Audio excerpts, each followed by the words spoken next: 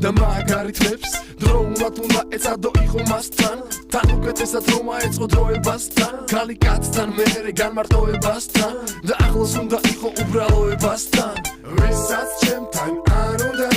სხვა გზითი არ ოს ისე რომ არაფერი არ დაზიანოს საქმემ გამოაჩინოს ვინ რა კაცია შეფასება ბედისგან